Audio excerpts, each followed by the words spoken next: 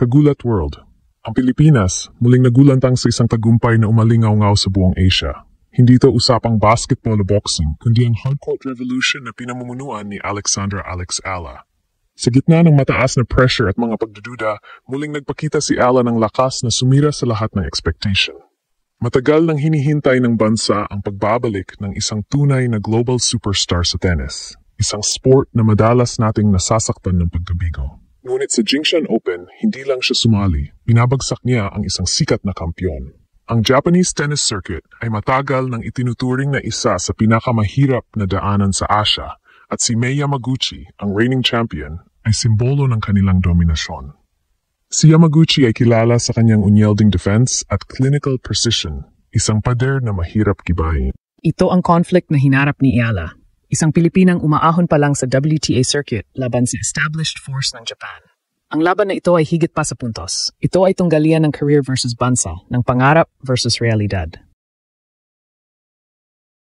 Tiyak na pinanood ito ng lahat ng Asian tennis analyst, naghihintay kung saan lulubog o lulutang ang Pinay prodigy.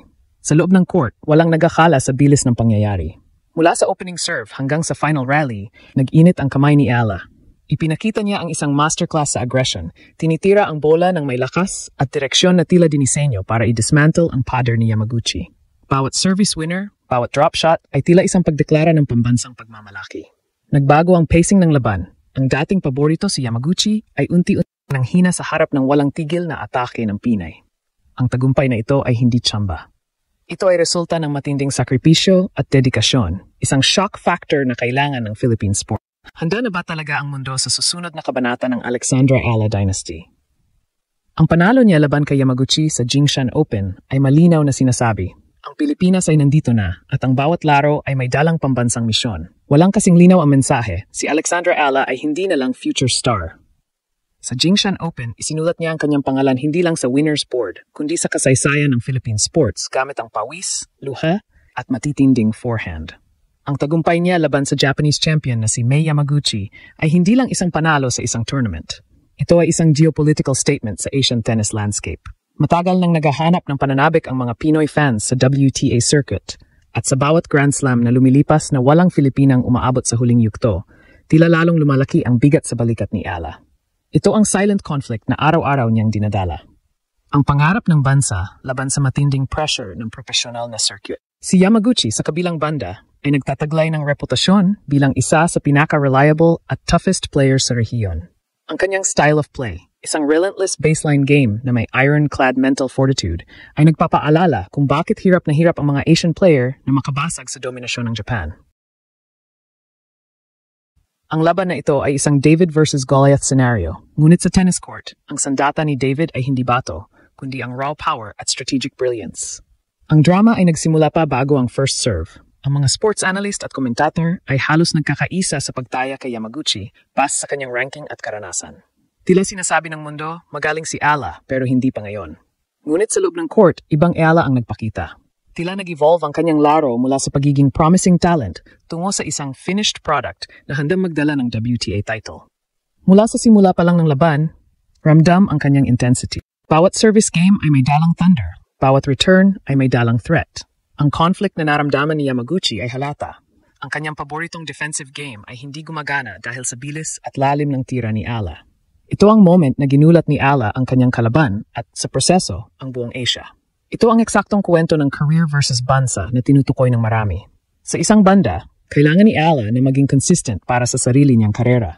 Sa kabilang banda, bawat palo niya ay tila may kasamang hiyaw ng mga Pilipinong nanood, nagdarasal at umaasa.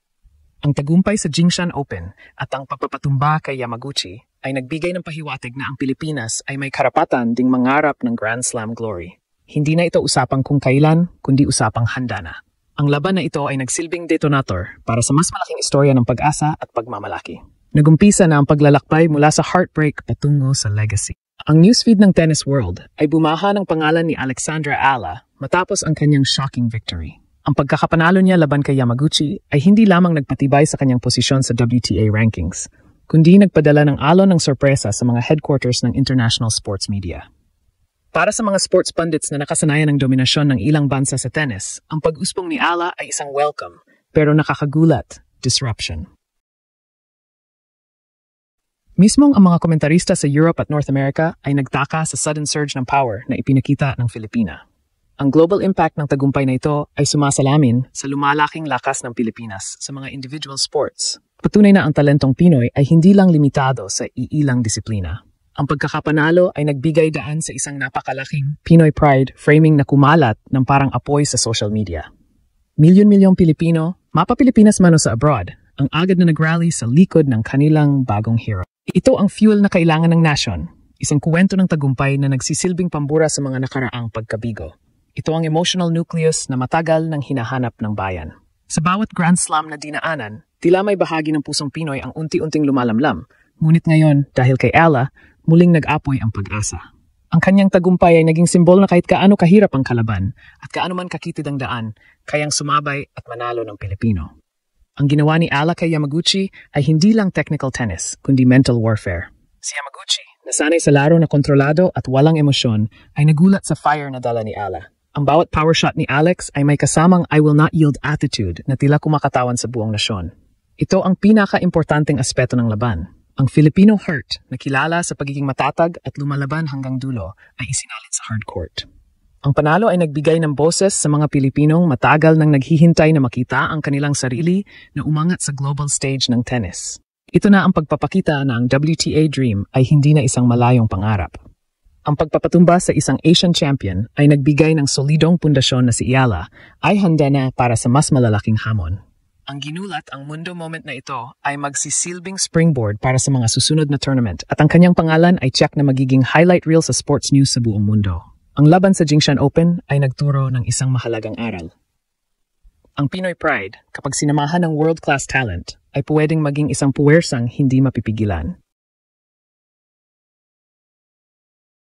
Ang tagumpay ni Alexandra Ayala sa Jingshan Open ay nagdala ng panibagong momentum, hindi lang sa kanyang career, kundi sa buong Philippine tennis program. Ang pagpapatumba kay Mei Yamaguchi ay nagbigay ng matinding confidence boost. Nagpapatunay na ang kanyang dedication sa Spain at sa international circuit ay nagbubunga na. Hindi na ito usapang potential lamang. Ito ay usapang proof of concept. Ito ang kabanata kung saan ang heartbroken nation ay muling nabuhayan ng loob. Nakikita na ang matinding pagsubok ay pwedeng maging simula ng legacy. Ang bawat Pinoy fan ay naghihintay na ngayon sa susunod niyang laban, umaasang masusundan pa ang shock factor na ito. Ang panalo laban sa Japanese champion ay naglagay sa kanyang landas patungo sa mas malalaking WTA events at ang bawat laro ay magdadala ng mas mataas na stakes. Dito masusukat ang kanyang mental toughness. Sa tingin mo ba, ito na ang tuluyang pag-akyat ni Alex Ayala patungo sa kanyang WTA goal at Grand Slam dream?